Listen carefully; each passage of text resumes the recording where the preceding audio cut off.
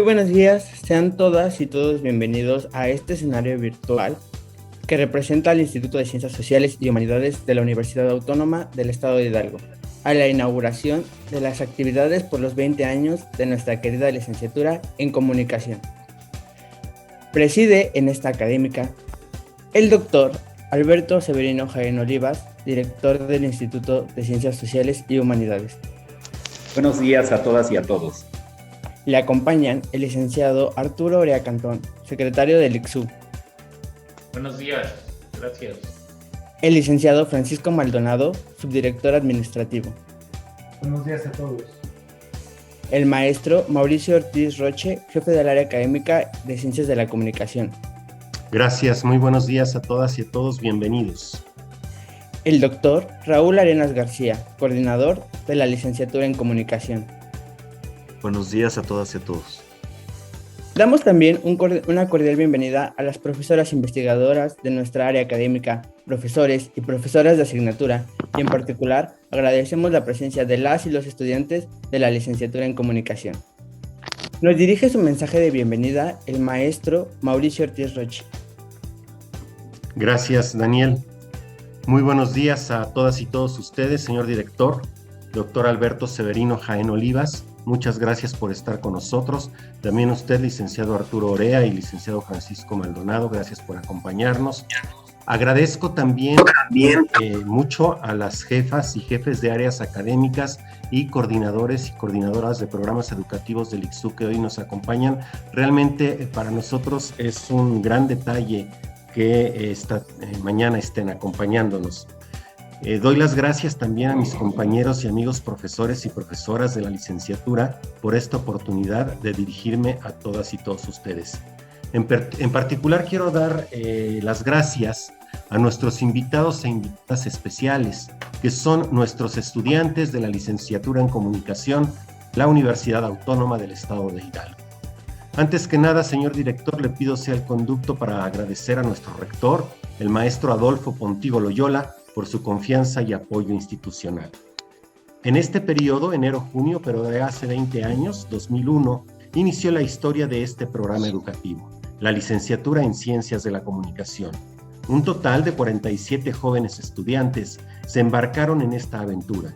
Muchos de los que hoy nos acompañan recordarán nombres, tal vez, entre otros, de Salvador Flores, Emanuel Melo, Oliver Vivanco, Saúl Juárez, Gina Bautista, Janet Cerón, Enrique Obed, Antonio Franco, Ricardo Sánchez, Daniel Andrade, Godeleva Pérez, Gustavo Godínez, Edna Ángeles, Mari Carmen Leonard, Gladys Pérez, César Ureña, Alejandra Méndez, María Elena Naranjo, Adrián Juárez, Susana Hernández, Ale Duque, Yamilet Herrera, Cristian Melo, Angélica Lara, Nancy Santos, Ariadno Muñoz, Gerardo Aguilar, Sonia Nochebuena, Miguel Icona, Óscar Muñoz y Maribel Vázquez, quienes en un aula prestada de la antigua Escuela de Trabajo Social iniciaron sus clases. Metodología de la investigación impartida por Rosalba Vázquez, quien además fue la primera coordinadora del programa. Filosofía de la comunicación por Lilia Ramos y teorías de la comunicación por Alma Lucía Martínez Castro. Las tres, junto a Sandra Flores Guevara, diseñaron el primer programa de comunicación que se ofertó en nuestra universidad.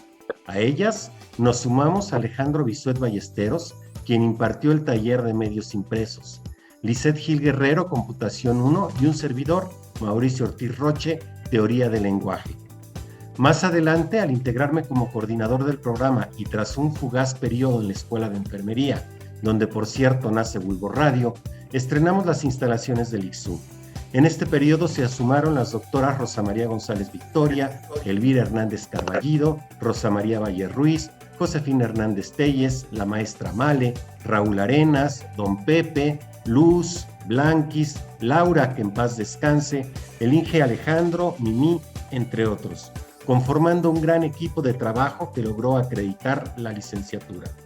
Posteriormente, ya como jefa del área la doctora Valles, se sumaron las doctoras Ale Araiza y Azul Castelli, para finalmente con la doctora Josefina encabezando el área, Yemeni y Araceli. Hoy, en esta nueva etapa, todas y todos, a pesar de la coyuntura que hoy vivimos, damos diariamente nuestro mayor esfuerzo por ustedes, nuestros alumnos y alumnas de la licenciatura en Comunicación. Quiero destacar las carreras profesionales de dos de nuestros compañeros pertenecientes a la segunda generación de la licenciatura, Azul Quiquey Castelli Olvera y Raúl Arenas García, quienes como ustedes, jóvenes, ocuparon una banca en las aulas del ICSU, cursaron maestría y doctorado, y fue Azul y es Raúl, coordinadora y coordinador de la licenciatura. Es decir, los sueños, con estudio, trabajo y esfuerzo, pueden hacerse realidad. Hoy, al celebrar estos 20 años, les invitamos a participar en las 15 actividades que hemos preparado para ustedes. Mesas, conferencias, presentaciones editoriales y hasta un concierto de rock. Estén atentos a la cartelera y los esperamos a través del Zoom. Muchas gracias y muchas felicidades a todas y todos ustedes. Bueno, pues les invito a ver el siguiente video con una felicitación muy especial de la periodista y escritora española Rosa Montero.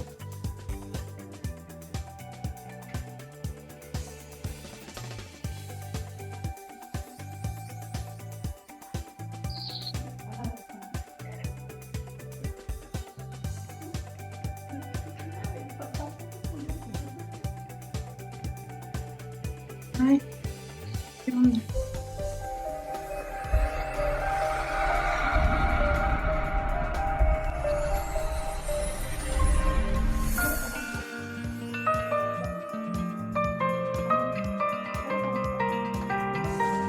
Hola amigos, soy Rosa Montero. Os saludo desde Madrid, desde España, desde el otro lado del océano. Sé que estáis cumpliendo 20 años de la licenciatura de Comunicación en la Universidad Autónoma de Hidalgo. ¡Qué maravilla! 20 años saliendo de ahí, periodistas fantásticos. La verdad es que quiero daros la enhorabuena a todos los que os licenciáis este año. La enhorabuena y el aliento y el empuje. Esta profesión es maravillosa, es también muy dura. En algunas condiciones es todavía más dura. Vosotros tenéis condiciones duras, pero al mismo tiempo estáis cambiando el mundo. Sin vosotros el mundo sería muchísimo peor, eso lo sabéis, ¿verdad? Así que tened orgullo y conciencia de quiénes sois y disfrutad del trabajo y que seáis lo más felices posibles. Un beso muy grande y enhorabuena.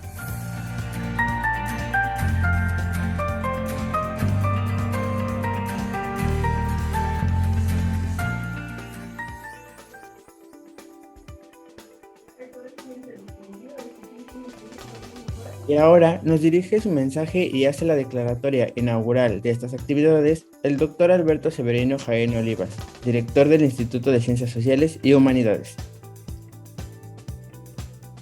Muchas gracias, muy buenos días a todas y a todos ustedes.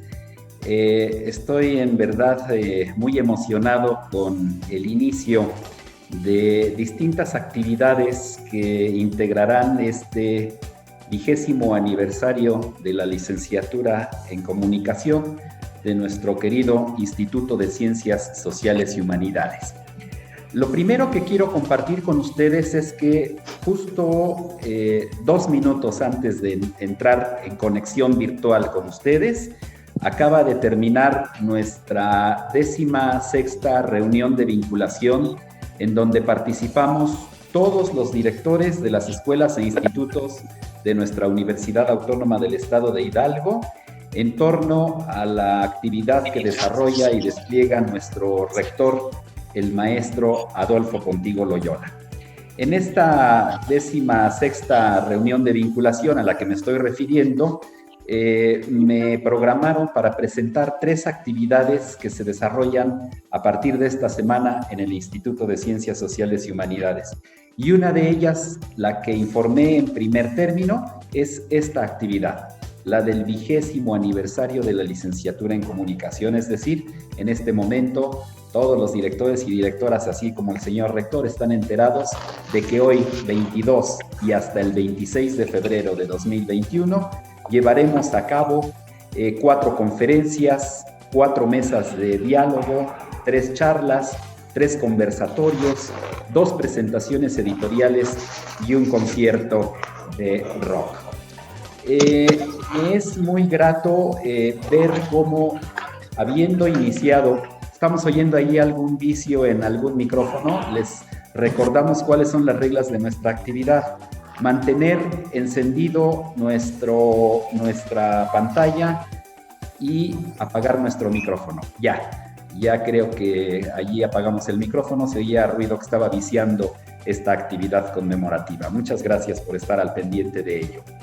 Les decía yo que en estas actividades que vamos a desplegar aquí del 22 al 26 de febrero, pues no nada más participa la Autónoma del Estado de Hidalgo, sino participa también el Club de Fútbol Pachuca, participa también la Universidad de Buenos Aires, participa la Autónoma Metropolitana y por supuesto la Universidad Nacional Autónoma de México. Y es escuchando al maestro Ortiz Roche en esa semblanza muy ágil que ha hecho de cómo se ha desarrollado nuestra licenciatura, nuestro programa educativo en el instituto. Es impresionante ver cómo de 47 alumnos que integraron la primera generación, ahora estamos hablando de 593 alumnos en torno a la muy profesional actividad de 65 profesores que están incorporados al área académica, a quienes profesoras y profesores, aprovechando esta plataforma y esta oportunidad, les hago un alto reconocimiento por su esfuerzo y su compromiso institucional. No quiero dejar de mencionar la invaluable labor que al frente de la coordinación del programa educativo ha tenido el doctor Raúl Arenas García, y también debo de mencionar y destacar el liderazgo del jefe del área académica, el maestro Mauricio Ortiz Roche. Para no ser repetitivo en cuestiones que ya se mencionaron y para dar torno al seguimiento de las actividades que vamos a desarrollar, si ustedes me lo permiten, es para mí, en mi carácter de director de este Instituto de Ciencias Sociales y Humanidades, declarar formalmente inauguradas estas actividades que corresponden al 20º aniversario de la licenciatura en Comunicación del Instituto de Ciencias Sociales y Humanidades, con la certeza de que todas ellas abonarán a fortalecer los indicadores de nuestro instituto y a engrandecer la calidad académica de quienes integran este programa educativo.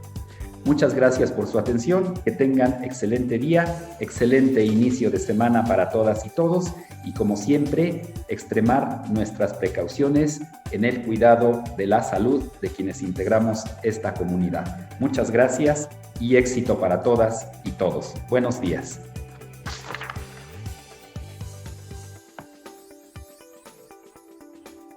Bueno, pues muchas gracias, director. Agradecemos la presencia de todos nuestros invitados e invitadas especiales y la de todos ustedes.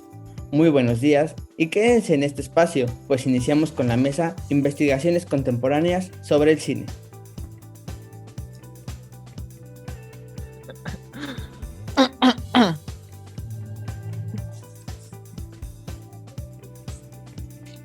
Muchas gracias, director, muchas gracias, secretario, subdirector. Y iniciamos, doctora Elvira, o Silvia, más bien, es la moderadora de esta actividad, la maestra Silvia Rodríguez. Iniciamos con la mesa, si ya están los invitados, por favor. Muchísimas gracias. Pues bueno, damos oficialmente la bienvenida. Buenos días, amable audiencia, chicos, chicas, compañeros, compañeras. A nombre de la Universidad Autónoma del Estado de Hidalgo, del Instituto de Ciencias Sociales y Humanidades y de la Licenciatura en Comunicación, les doy la más cordial bienvenida para compartir, para festejar nuestros primeros 20 años de vida. Sí, efectivamente, hace 20 años dio inicio la carrera de comunicación. 20 años de esfuerzos, dedicación, creatividad, juventud. Y para celebrar tan fausto acontecimiento, tengo la honrosa encomienda de presentar a 3 eminentes estudiosos del llamado séptimo arte, quienes hablarán acerca de las investigaciones que se han realizado sobre cine digital. Este cine que nos brinda imágenes de lo que no existe, esas narrativas donde se expone lo que no es, pero gracias a la cual habitamos otros mundos y vivimos otras vidas, como diría Joaquín Sabina. Para conocer esta beta del conocimiento y del entretenimiento, contamos con la presencia de Vicente Castellanos Cerda, Roiden García Aguilar y Rodrigo Martínez Martínez.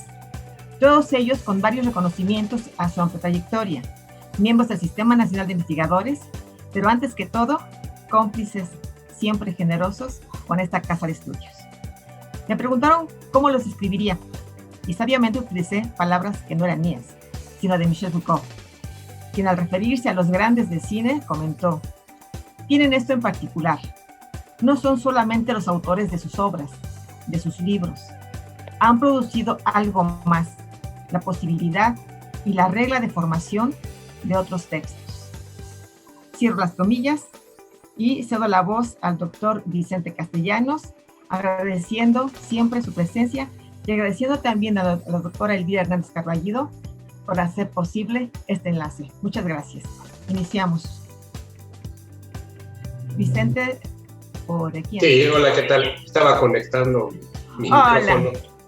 Hola, ¿qué tal? Hola Silvia, hola Elvira, y muchas gracias a las autoridades por las voces robotizadas o lentas. ¿Sí me escuchan? Sí, sí, Vicente, sí te escuchamos. Ay, qué bueno. Bueno, pues la verdad es que me da mucho gusto volverlo a saber. Algunos hace tiempo que no te veía, así que hola, ¿cómo estás? Y qué bueno que ya estás en la jefatura de nuevo, es importante.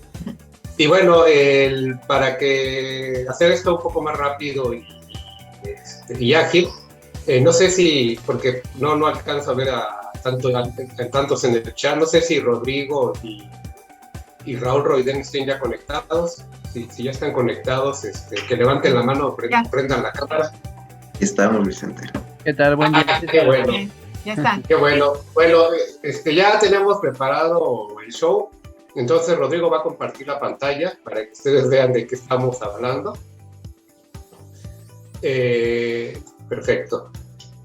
Bueno, esto de manera muy rápida lo voy a comentar. Esto es el resultado, yo creo, como de 20 años de trabajo sobre cine.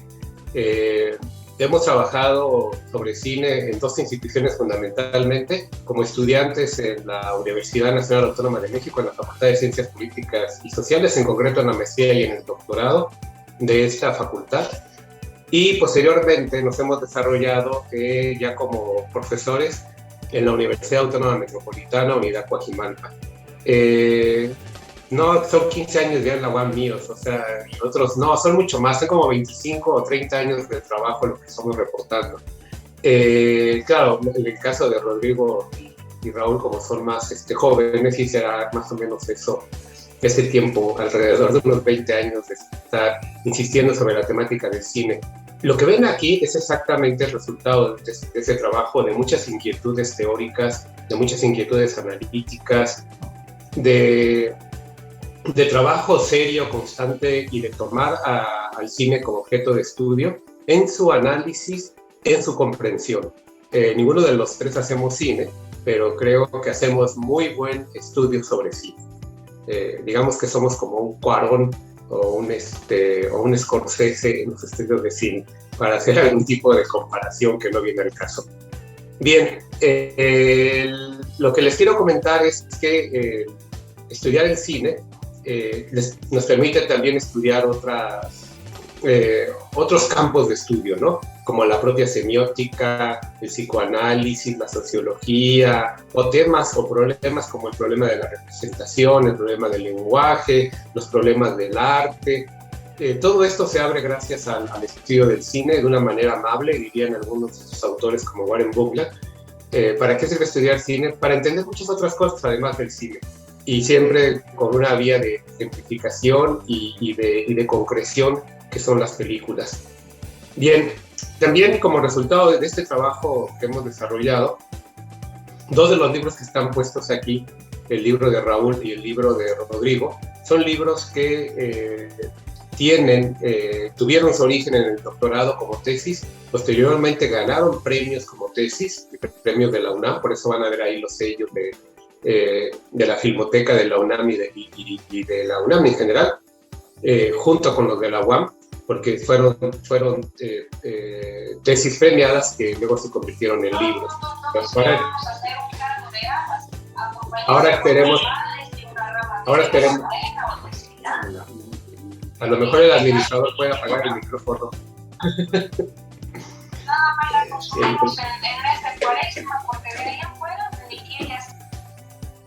Ya se dio cuenta, o alguien ya lo apagó.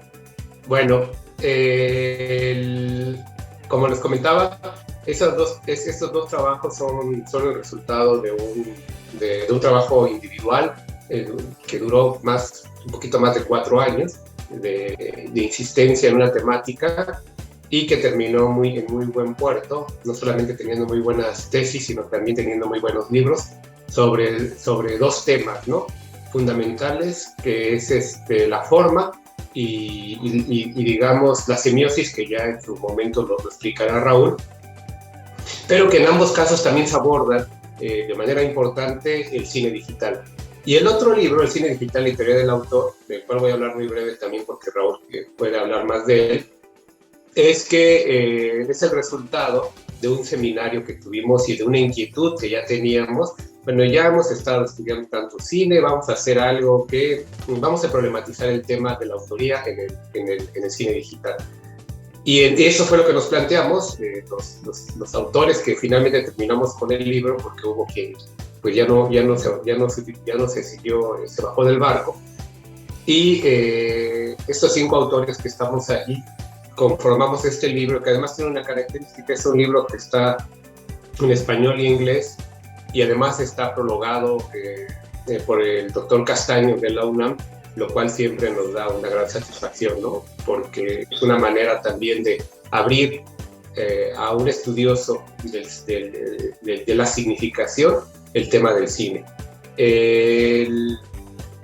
Además de todo eso, tenemos una página web donde están viendo todo, donde todos los libros son descargables en EPUB, en todos los formatos, y se pueden, creo que también, leer ahí. La página también tiene una parte de preguntas para que ustedes participen y se interesen en la problematización del cine. Este año, ya falta poco, esperemos que este año tienen que salir, hay 2 libros prácticamente ya en prensa y un tercero que ya yo espero que pronto los alcance, y serían 6 libros al terminar este año. Y durante este año también estamos trabajando en el tema del análisis. Ahora estamos proponiendo el tema del análisis como eje de problematización, y va a ser un año muy productivo en cuestión de textos, todavía no en publicación, pero sí de textos y de debate, para que el año que viene tengamos un año fundamentalmente con 3 libros de análisis.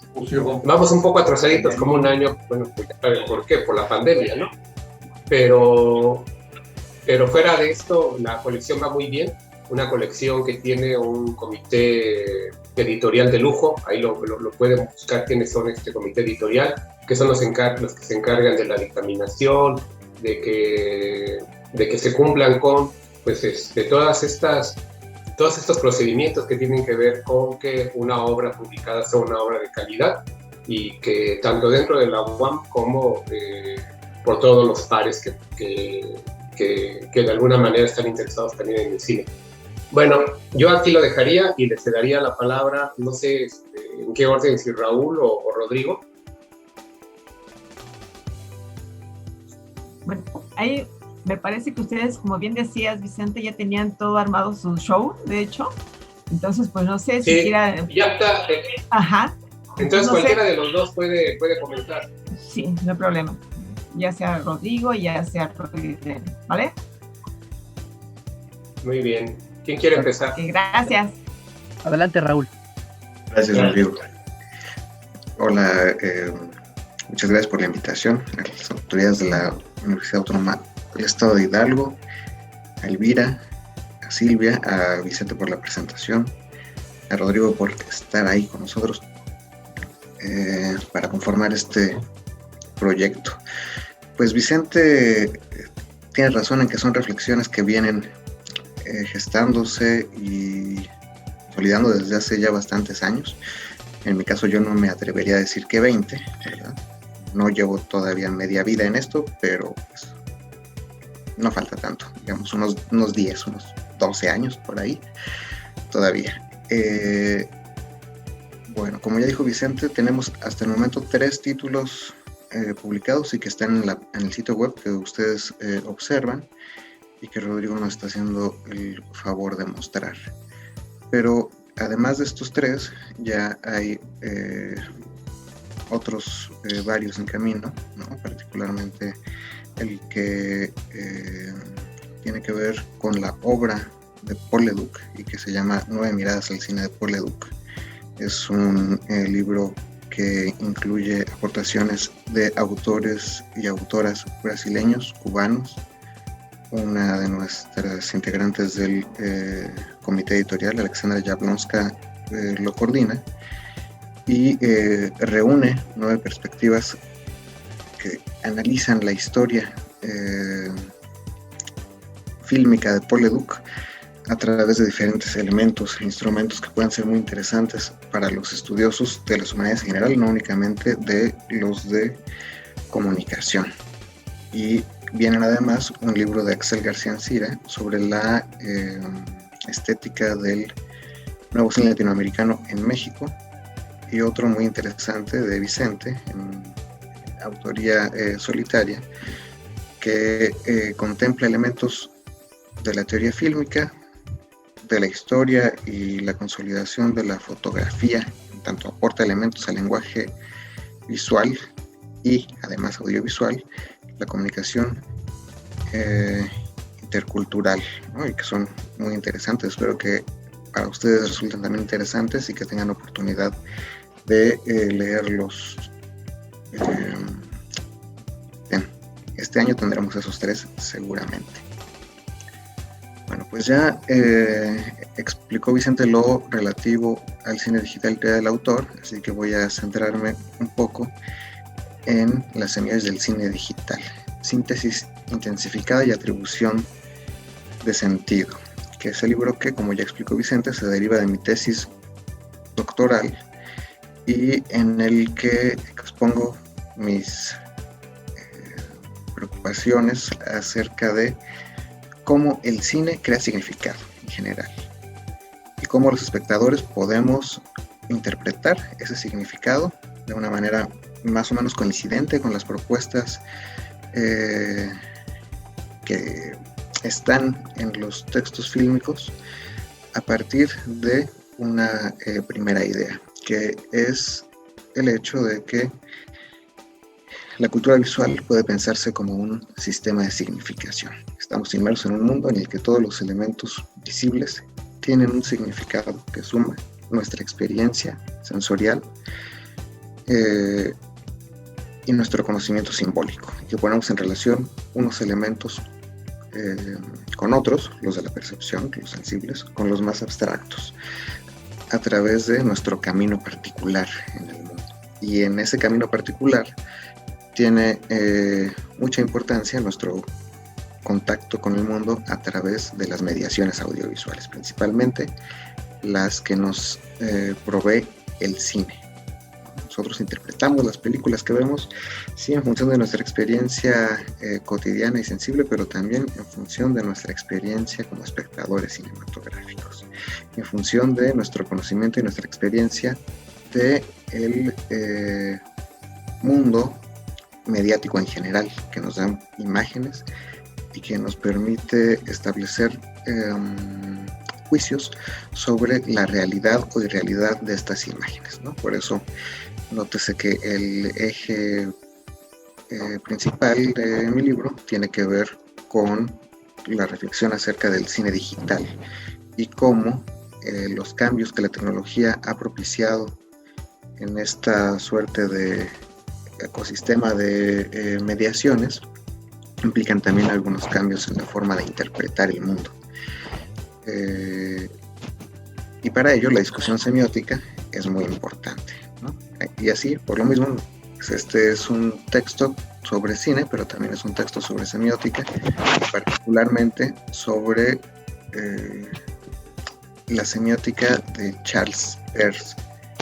Tiene los elementos necesarios para que involucremos todos estos aspectos, lo sensible, las relaciones en el campo de la experiencia y lo simbólico o lo abstracto, ¿no?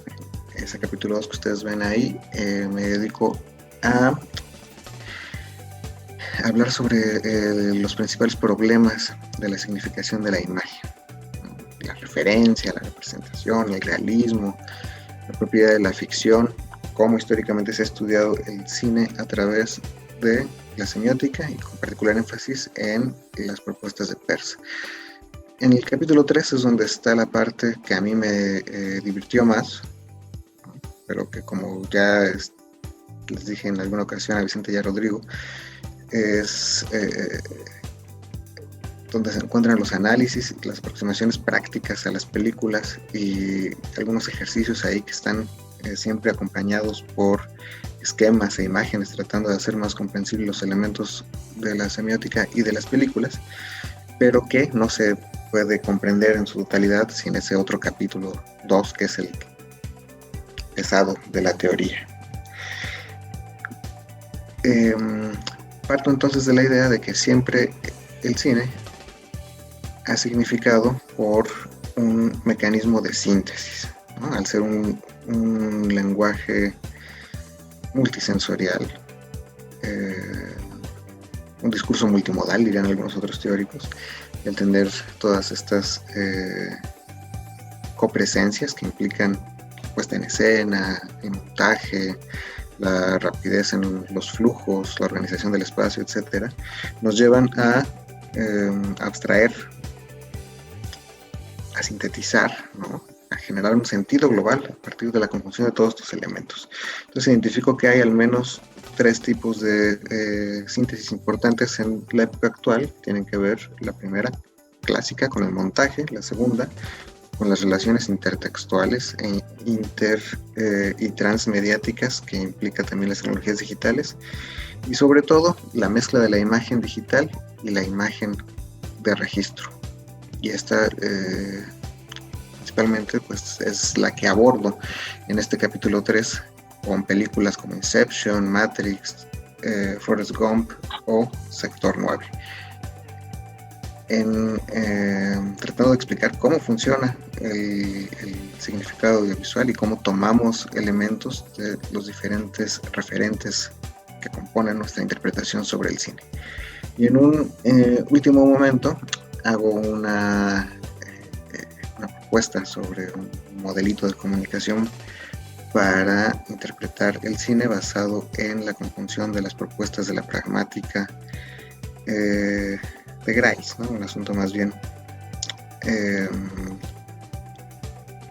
sobre los turnos conversacionales, ¿no? Y la semiótica de Peirce, suponiendo que también en el cine nos van aportando bloques de información que interpretamos y reinterpretamos conforme tenemos nuevos elementos que aparecen en la película, conforme se desarrolla la trama, conforme aparecen también imágenes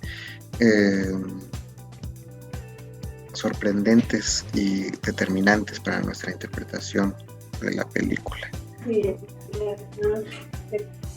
Y pues por último hablo en ese capítulo 5, que finalmente son las conclusiones que se fueron nutriendo también un poco más con el paso del tiempo, de cómo en el cine encontramos esta conjunción de los elementos sígnicos, narrativos, lógicos, que permiten la síntesis y que todavía la tecnología, ahorita con los elementos audiovisuales que poseemos, pero conforme vayan desarrollándose, seguirán teniendo la capacidad de sorprendernos y de generar nuevos significados a través de nuevas síntesis. Bueno, he tratado de ser sintético porque me dicen que tenemos poco tiempo, pero pues ya como lo dijo Vicente, el libro está disponible ahí en la página de la colección. Vayan icc.coap.com.mx y pueden ir también, quienes estén interesados, a el sitio de libros en línea de la UAM, que ahí también está disponible para otras opciones como la compra de los ejemplares físicos. Pues muchas gracias y yo le paso la palabra a Rodrigo. Muy bien, buenos días, muchas gracias. Es un gusto estar aquí en el marco del 20 aniversario de la licenciatura en comunicación.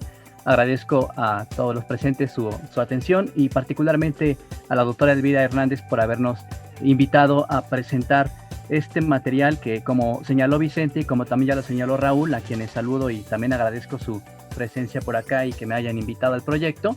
Ha sido esfuerzo de muchos años, aunque quiero pensar que el parámetro temporal que se indicó al principio en la presentación de Vicente corresponde más bien al esfuerzo que él ha hecho y en el cual, como una especie de pirata del Caribe cinematográfico y con una brújula no necesariamente descompuesta, nos subió al barco a mí y a Raúl, y el último en subir a ese viaje fui yo. Entonces, en mi caso, llevaba, digamos, unos 10 años ejerciendo la crítica de cine con total libertad en un medio de la UNAM que me da completa aproximación y libertad a mis intereses como crítico de cine, que es una revista que se llama Punto en Línea, la cual trabajo ahí una columna que se llama Talante, y esto me fue llevando poco a poco a la teoría del cine, y fue el resultado que me llevó hacia un trabajo de doctorado en el cual me concentré en una de las inquietudes que siempre he trabajado, que es el problema de la forma. Pero antes de iniciar con una breve exposición del contenido, digamos, del libro, nada más una síntesis muy rápida, como lo hizo Raúl y como lo hizo Vicente en su momento, a mí me gustaría más bien hablar de un parámetro general de la colección, es decir, presentarla un poquito ampliamente, para que conozcan de qué va el proyecto y por qué está tan conectado todo el material. Entonces, en ese sentido, me gustaría decir, una de las cosas que nos llamó la atención cuando empezamos a concebir este proyecto era la preocupación que solemos tener tanto los investigadores como los docentes, como incluso las personas que están en formación en el ámbito de los estudios cinematográficos en particular, pero en general en el ámbito de la comunicación, y que es el problema de la metodología o la cuestión de método, más particularmente la cuestión análisis. Algo que no hemos hablado mucho, más allá de que, por ejemplo, se comentó los libros que ya existen, Raúl mencionó los que vienen en camino, es los que, digamos, están todavía en periodo de ideación o imaginación, y uno de esos proyectos tiene que ver con el análisis de cine, con teorizar el análisis, con problematizar el análisis de cine. No obstante, aunque ese proyecto es a futuro, tenemos, digamos, esta línea muy clara en los materiales previos o anteriores. Entonces, un poco lo que creo que hemos conseguido con esta colección, tanto con estos materiales que ya pueden consultar como los que vienen y espero muy pronto también estén en línea y en otros formatos, es que creo que proveen de herramientas teórico-metodológicas que están introduciendo puntos de vista de debate que, como ya lo señaló Vicente o como lo ha señalado Raúl, tienen en el, digamos, centro la interdisciplina, o sea, provenimos de varias disciplinas o estamos trabajando con distintas tradiciones de estudio, lo cual es muy interesante porque no siempre son compatibles, es decir, tarde o temprano la colección generará debates porque no siempre hay compatibilidad. Por ejemplo, en el caso del libro de Raúl, él parte de la cultura visual, y en el mío fundamentalmente es construir y cerrar un concepto de visualidad para el cine, pero en ambos, digamos, palpita el concepto de lo visual y de la cultura visual. No se diga en el de Vicente que vendrá, que también tiene ese concepto como uno de los elementos medulares y donde tenemos coincidencias. No obstante, los resultados a veces de nuestras exploraciones teóricas pueden llevar por caminos diferentes o maneras diferentes de observar las películas, aunque a veces, extrañamente, tenemos conclusiones similares. Entonces, la idea es un poco articular este pensamiento, y cuando se ideó la colección, un poco el concepto fue: tenemos que rescatar la investigación que se está haciendo en los posgrados de México sobre cine, sin importar la nacionalidad de quien investigue.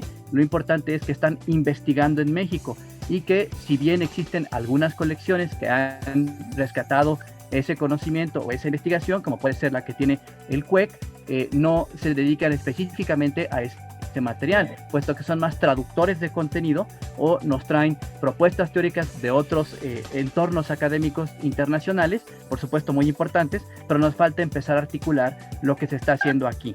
Entonces convergimos varios estudiantes de posgrado con temas de cine, temas teóricos, analíticos de cine, y empezamos a atraer esas voces para acá.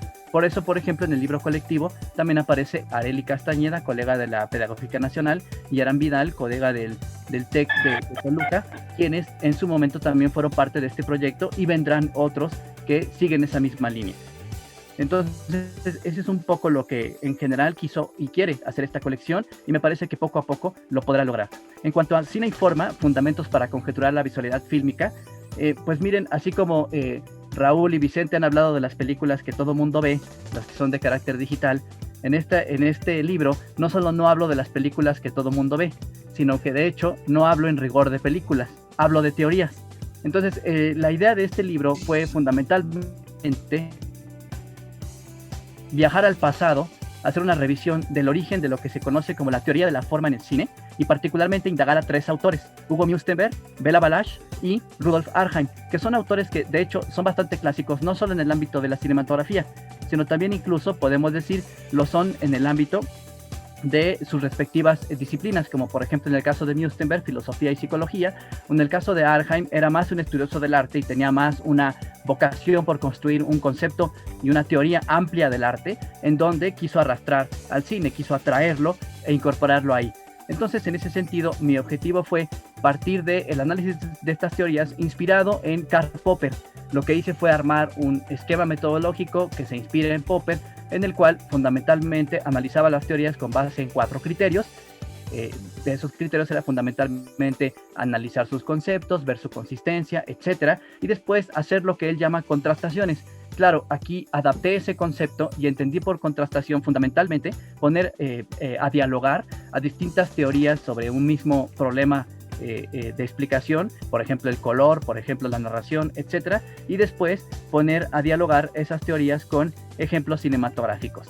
Entonces, en ese sentido, el objetivo fue fundamentalmente extraer un inventario de conceptos, que si ustedes alguna vez se interesan por ver el libro van a advertir que está estructurado por análisis de cada uno de los autores, pero dentro de esos análisis hay un inventario de conceptos que está propuesto a partir de esa interpretación que hice de los mismos.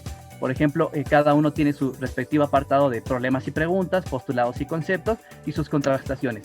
Y ahí sí, un análisis con una película que puede funcionar a manera de un ejercicio heurístico que permite refutar la teoría y procurar hacerla, digamos, avanzar. Pero luego hay una segunda parte en la cual viene como la clave del asunto. A partir de lo indagado, de lo analizado, de lo estudiado en la primera parte, del trabajo con Arnheim, Balázs y Mustenberg, mi objetivo fue conjeturar conceptos. Si la primera parte son contrastaciones, la segunda parte son conjeturas.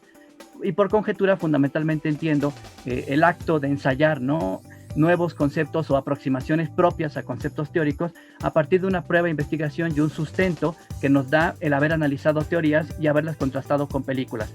Aquí dividí el capítulo en 2 partes, la sección en 2 partes, el capítulo 4, Cine y Forma, y el capítulo 5, Cine Digital y Forma, y me planteé una serie de, digamos, reflexiones sobre varios temas específicos, como pueden ser, por ejemplo, el problema de la adaptación, el problema del movimiento sintético, el del motivo, el tema fílmico, el realismo, por supuesto el cine digital, la cineplástica y una noción que también nombré espacio profundo y que se inspira en autores que ya habían, digamos, mencionado el tema. Un poco la intención era caracterizar fenómenos del cine, tanto del cine analógico como del cine digital, a partir de la teoría clásica. Entonces, fundamentalmente el trabajo consiste en viajar a las antiguas teorías y venir al presente para contrastarlas con el cine contemporáneo. Entiendo por cine contemporáneo uno donde hay una enorme diversificación de estilos, porque existen muchos conceptos para producir el cine y muchas concepciones para desarrollarlo, tanto tecnológicas como estéticas. Y segundo, un contexto donde impera una tecnología digital, pero al mismo tiempo están a la mano todas las tecnologías previas del cine para crear imagen en movimiento. Entonces, bueno, insisto, este no es un libro que hable sobre películas, sin embargo, siempre encuentro la forma de escribir sobre las películas y al final de cuentas sí hago pequeñas, digamos, menciones, descripciones como caracterizaciones con base en los conceptos que se están discutiendo, de películas como Pina, de Wim Wenders, Leviatán, que es un documental muy contemporáneo hecho con cámaras GoPro, Sayat Nova, que es una película clásica, El árbol de la vida, muy conocida porque Lubezki participó en ella, Caballo Dinero, que es parte de la vanguardia contemporánea en Portugal, Pendejos, que es una película argentina que combina el más antiguo de los cines con una ópera cumbia, dice el director, y La gran belleza, entre otras películas. Entonces, bueno, era un poco esta la idea, y creo que el aporte al final del libro es simplemente corroborar que la teoría formal sigue siendo vigente en el ámbito de la investigación cinematográfica, pero que más que entenderla como un método general o universal, se puede entender como un mecanismo, un dispositivo teórico, digo en el epílogo, para problematizar las películas desde el punto de vista de su propio lenguaje, es decir, de su propia forma de expresar, que es un poco el problema que siempre he indagado, ¿no? Cómo el cine puede expresar o decir en tanto cine, o con los medios del cine, con sus propias características y propiedades. Bien, esto sería lo fundamental en términos de mi participación en una primera instancia. Me parece que vamos a pasar a una ronda de preguntas, así que agradezco la atención de los presentes y también, por supuesto, la invitación. Gracias. Bueno, pues sí, gracias Silvia, gracias Rodrigo. Rodrigo, dejamos de compartir. Ahora sí, Silvia, lo que tú nos quieras decir. Lo que yo les quiero decir, primero que es muy interesante, sobre todo porque ustedes saben que me gusta mucho el cine. A muchos de nuestros compañeros, a muchos de nuestros estudiantes, de verdad, están muy interesados. Por ahí tenemos una pregunta de, ahorita les digo, una pregunta en el chat que pone Octavio Enrique Jaime Gutiérrez. Él, de verdad, que es fan del cine, hay un cineclub en la universidad, bueno, ahí lo manejan, ¿no? Pero no sé si quieran que les lea o habla acerca de él, o Octavio, andas por allí, así que dinos. Octavio. Hola, sí, ando por aquí. Órale, bien? Para que sea directo, claro que sí. Directo. Pues muchas gracias por darme la palabra. De antemano quiero agradecerles su presencia en este evento, en un marco tan importante para nuestra licenciatura. Más que nada porque como les comenté en el chat, a mi punto de vista, desgraciadamente, siento que en nuestra licenciatura está un poco olvidado el cine y realmente son pocas las clases, las puedo contar con los dedos, en las que hacemos una indagación que va siempre más allá de rascar la superficie del lenguaje cinematográfico o la semiótica en el cine, o charlas que vayan más apegadas al séptimo arte. Yo entiendo que el cine va tan ligado de la mano con la comunicación que sería muy funcional para nosotros los estudiantes encontrar siempre ejemplos que hablen acerca de fenómenos comunicativos a través de la pantalla y a través de las películas. Entonces, quiero preguntar, desde esta perspectiva de todo el tema de los que hablan, su especialización en los libros, ¿cómo vemos al cine después de la pandemia? ¿Y qué va a pasar cuando empecemos a ver películas, que ya existen algunas, pero cuando sean masivas estas películas, en donde los personajes comiencen a usar cubrebocas, a respetar los protocolos de higiene, de prevención de contagios? ¿Qué es lo que va a pasar en el espectador? ¿Lo vamos a ver como una situación chusca o va a ser algo normal? ¿Cambiará la narrativa en algunos temas, como el tema de las interacciones sociales? ¿O más bien lo veremos todo como una esponja de nostalgia que nos recuerde a la antigua normalidad? Muchas gracias por estar aquí. Quiero refrendar ese agradecimiento porque siempre son muy valiosas las participaciones que tienen que ver con el cine, al menos a mí, que me encanta. Y pues muchas gracias por...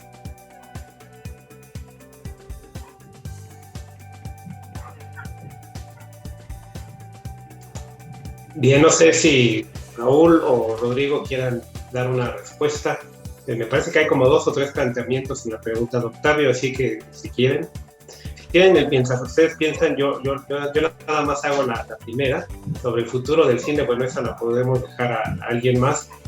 No te preocupes, Octavio, todas las licenciaturas de comunicación en el país tienen al cine en algún tema, en algún tipo de libros, en algún debate, como dices tú, pero como muchos otros temas, pues en una carrera que es generalista, pues no queda más que, como bien nos dicen, somos todólogos y nomás no queda más que darle una pasadita al cine, como puede ser al periodismo, como puede ser a la interculturalidad, como puede ser hasta las propias teorías. No, realmente lo que uno tiene en la licenciatura es que toma una decisión, y toma una decisión de tener un tema y de llevar este tema a profundidad. eso ya depende de uno, ¿no? O sea, más allá de que haya cursos, lo que yo reclamaría más, en este caso a las universidades, es que tuvieran muy buenos accesos a bibliotecas, a películas, que de alguna manera también se soluciona porque, bueno, vivimos en una sociedad muy conectada, en esas épocas en las que uno antes tenía que ir a la Facultad de Filosofía, porque había un señor que vendía piratería muy buena y de alta calidad y encontrabas cosas que nadie más podía vender y podías ver tú, era muy bueno, ¿no? Pero digamos que ahora eso está mucho más accesible, tanto en versión ilegal como en versión legal, el acceso a las películas, igual a los libros. Yo digo que más bien lo que uno tiene que hacer en la universidad es ir creando con profesores, con compañeros, esa inercia de estudiar el cine, de profundizar, de contar con espacios como los cineclubes, que me parece que son fundamentales. De hecho, como dato, la única actividad estudiantil que yo me atrevería a decir que está reglamentada dentro de la UNAM, la única actividad estudiantil reglamentada dentro de la UNAM son los cineclubes. El único espacio que permite la UNAM a los estudiantes su organización desde su reglamento son los cineclubes. Y estoy casi seguro de no equivocarme que no lo hay. No hay un reglamento similar a eso. Entonces sí es bien importante el autoestudio, el abrir, digamos, betas y espacios para estudiar el cine. Y yo creo que depende de uno y que la institución lo respalde, ¿no? No sé si Rodrigo o Raúl quieren decir algo. Sí, me gustaría. Adelante, Raúl. Gracias. El asunto con el cine es respecto de esta cuestión de vernos en la calle con el cubrebocas, pero en el Zoom sin él, ¿no? Aquí estamos en esta interacción distanciada en la que suponemos cierta seguridad, ¿no? Pues con el cine pasa más o menos lo mismo. El cine no se ha dejado de producir y la gran mayoría de las películas que se producen tienen una dinámica de seguridad en el proceso de producción, pero una presencia de pocos signos, ¿no? Quizá la manera en la que se manejan las cercanías entre los actores, ¿no? Que tienen consecuencias en la trama, porque esos actores son los personajes que no pueden estar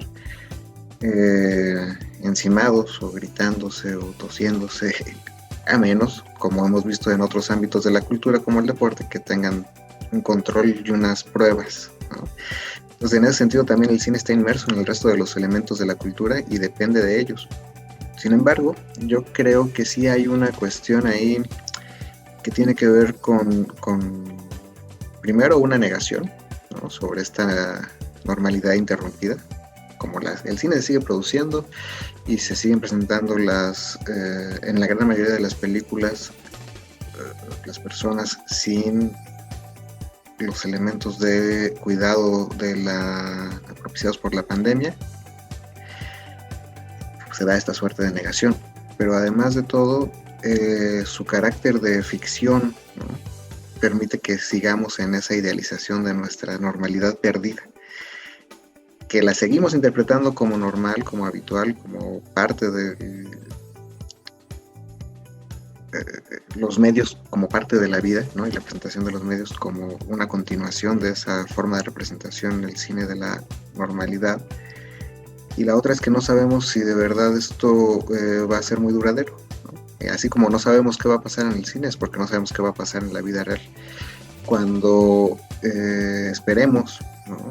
Y estos ya son más buenos deseos que no tienen nada que ver con el cine o muy poco, que las vacunas hagan lo suyo y los sistemas inmunológicos de las personas también, etcétera, y tengamos una normalidad un poco más parecida a la que teníamos hace un año, seguramente el cine continuará como era hasta entonces, pero igualmente esto es una hipótesis. Yo como entiendo que el cine es un negocio y que por eso mismo es que no se ha dejado de producir, que por eso mismo es que nos vende elementos de nostalgia, de deseo, de aspiración de la realidad, ¿no? Imaginativos, pero accesibles gracias a la propia pantalla.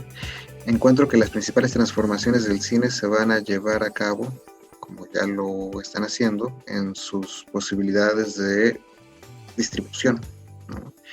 Y que quizá estemos más en riesgo de disminuir nuestra presencia frente a las grandes pantallas que cambios en la propia imagen del cine.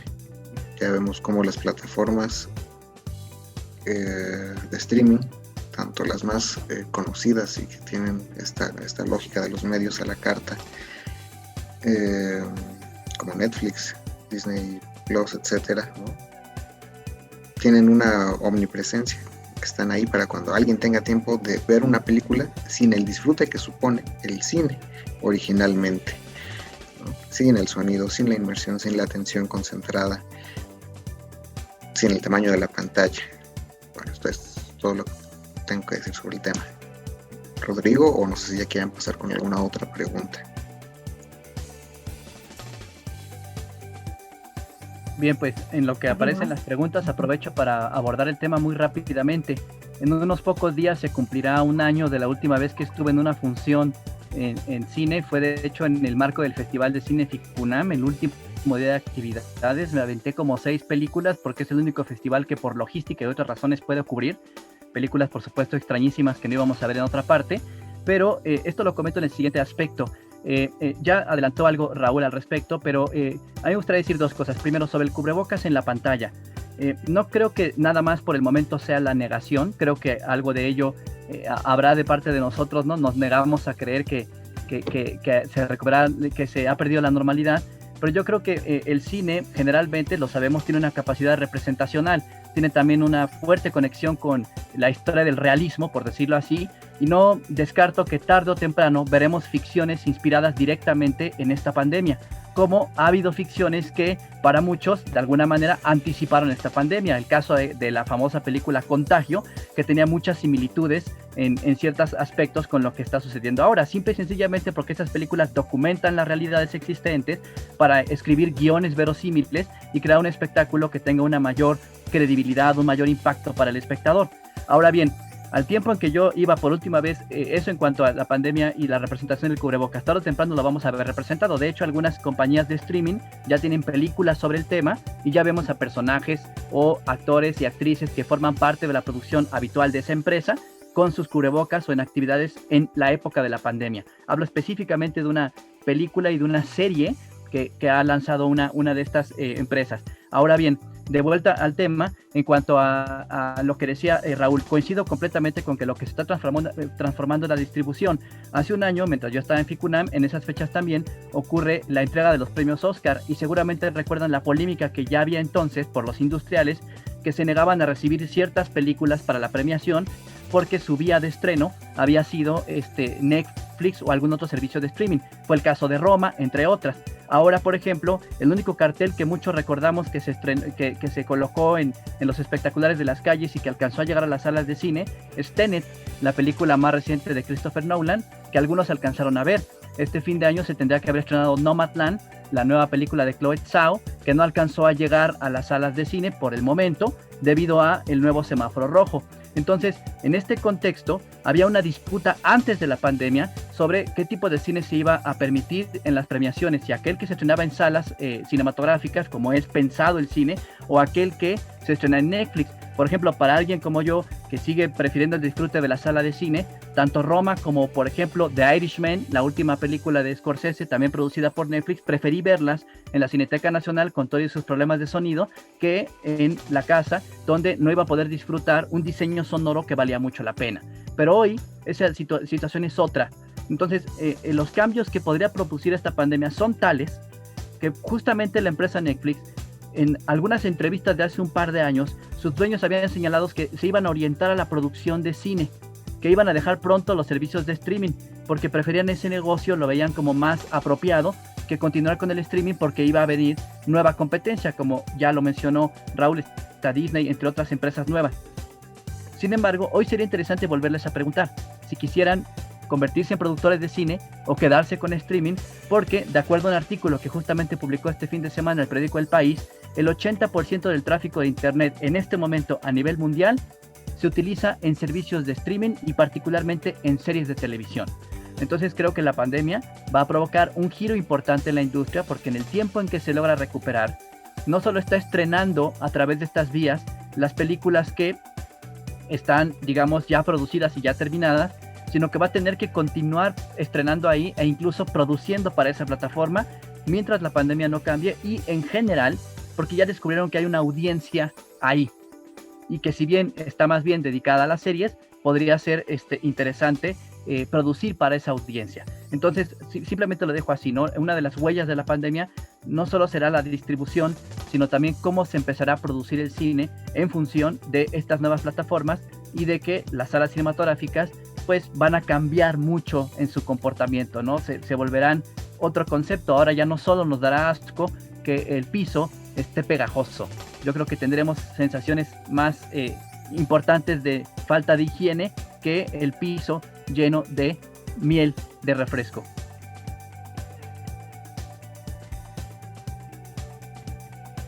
Pues muchas gracias, porque son ya 10 para la hora, se supone que tenemos que desalojar la sala, pero hay alguien que tiene una pregunta. Si en un minuto la dices, y no, dos ya no, una pregunta, Carlos, y en un minuto la responden, perfecto. Entonces vámonos, ¿no? Por favor. Carlos, empezamos contigo, una pregunta. Ok, bueno, mi pregunta es ¿cómo fomentar el cine no comercial?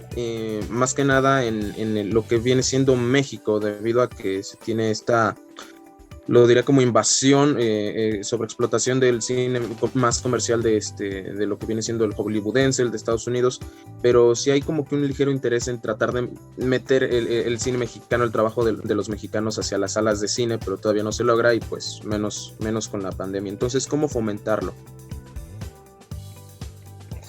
Creo que es una pregunta que puede responder Rodrigo, porque él le gusta ese tipo de cine. Yo, como soy totalmente pro Hollywood, pues no la puedo responder. Bueno, tomo la palabra rápidamente. También soy pro Hollywood, pero también soy pro cine no Hollywood y de todo tipo de cine. Y bueno, aquí la pregunta tiene ahí una movida oculta, ¿no? Porque empieza con el cine no comercial y luego habla del cine mexicano, como si todo el cine mexicano fuera no comercial. Recordemos que en la pandemia tuvimos la polémica con la película Nuevo Orden, y que sabemos, en México, la gran mayoría de las películas que tienen un interés comercial se logran potenciar mejor cuando están acompañadas de una polémica. Casi siempre eso les ayuda, digamos, a adquirir más público. Pero pensando en el cine no comercial, en el entendido del cine orientado, por ejemplo, al documental, a la expresión artística, a la autoría, etcétera, no hay mejor forma de fomentarla justamente que los cineclubes, los festivales o los concursos de cine que tienen que ver con detectar nuevos talentos y nuevas producciones. Y creo que en ese sentido México tiene un escenario muy saludable. Debo decir, lamentablemente es un escenario pues que solo posibilita que consulten ese tipo de cine quienes tienen cercanía o proximidad con los festivales. O sea, por ejemplo, yo no puedo ir a todos los festivales que hay en México. Hay muchos muy importantes, el de Guadalajara, el de Morelia, el de Guanajuato, por mencionar 3 ejemplos muy, muy significativos. Rara vez puedo estar en ellos, o alguna vez he estado en ellos. En cambio, por ejemplo, para mi condición geográfica, el FICUNAM ha sido prácticamente un oasis en el desierto durante 10 años. Otras estrategias van a ser igualmente las plataformas digitales, ¿no?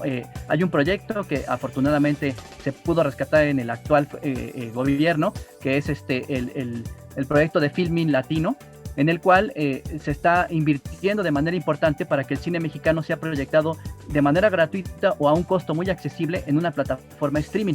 Y ese proyecto está vinculado a otros servicios de streaming que no puedo mencionar porque haría muchos comerciales, que también están promoviendo ese tipo de cine, ¿no? Entonces, hay como soluciones y vías.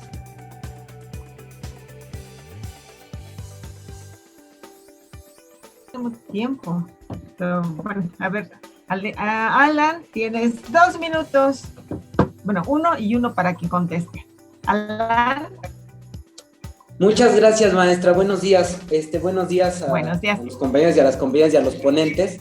La verdad es que mi pregunta es muy rápido. Yo en este momento estoy cursando la materia de cibercultura.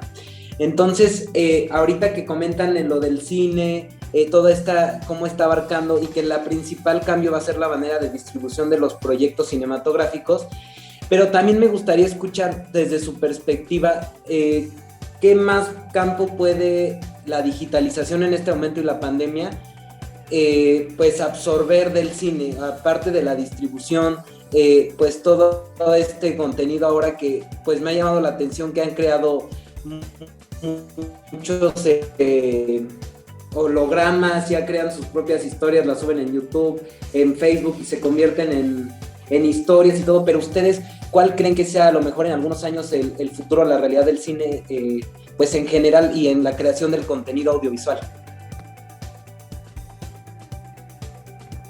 ¿Quién quiere? ¿Quién toma la palabra? Voy rápido yo para darle la voz a otra persona, yo creo que a Raúl. Lee los libros, exactamente lo que venimos trabajando es en cómo se ha transformado la visualidad a partir del cine digital, y esto no es con pandemias y pandemia, eso tiene desde, vamos a suponer, ya va a cumplir más de 20 años, que se ha transformado nuestro ojo, nuestras formas de ver incluso y de comprender la realidad a partir del cine, pero yo creo que Raúl podría decir algo más. Sí, rápidamente algunos de los elementos que ya estaban presentes y consolidándose antes de la pandemia, ¿no? Que por una parte tienen que ver con el cine interactivo y su experimentación, en el que se han montado incluso las plataformas, como podemos ver con Bandersnatch, por ejemplo, ¿no? Podemos encontrar otro tipo de productos fragmentarios, ¿no? Que retomen algunas de las lógicas antiguas del folletín, serialidades cada vez más breves que impliquen ver pequeños capítulos, y otra más es la llegada de las imágenes a entornos vivenciales, ¿no? La presentación de audiovisuales inmersivos, como es el caso de aquellos en los que uno puede caminar por escenarios presentados en las paredes como pantallas y también involucrarse de una forma diferente con el audiovisual. Esos, digamos, son como los más notorios, pero creo que en general la mayoría seguirán en el campo de la composición de la imagen. Por ahora no sabemos qué tipo de efectos nos pueden sorprender. Vimos con Tenet y las balas al revés, o los flujos cruzados de tiempo, ¿no? Ese tipo de representaciones de lo imposible que solo se posibilitan con la tecnología del cine digital. Bueno, pues te agradecemos muchísimo su presencia. Muchas gracias. Eso nos compromete también a tener otra cita con ustedes. Creo que sí, así se estipula, ¿no? Contractualmente lo vamos a hacer, bueno, no tanto, pero de verdad les agradecemos muchísimo su presencia. Gracias por esa generosidad, por compartir con esta universidad que tanto los quiere, y por eso vamos a estar más seguido con ustedes. Muchas gracias. Gracias. Gracias y felicidades por sus 20 años. Muy amable. Y también gracias. Un saludo a la profesora Elvira y pilar de esta licenciatura, así que un aplauso para ti también, Silvia, y todos, la jefatura y todos los que realmente sí los estimamos mucho y siempre nos estaremos apoyando mutuamente. Gracias. Muchas gracias, Vicente, Rodrigo, Raúl, les agradecemos mucho, de verdad. Y gracias, chicos, chicas. Hasta luego. Gracias, excelente día y felicidades. Gracias, nos veremos Gracias pronto. a todas y gracias a todos. Gracias. Tengan un Vale. excelente día. Gracias, Bye. Silvia. Saludos. Hasta luego, saludos, bye, gracias. Adiós, gracias, los extraño.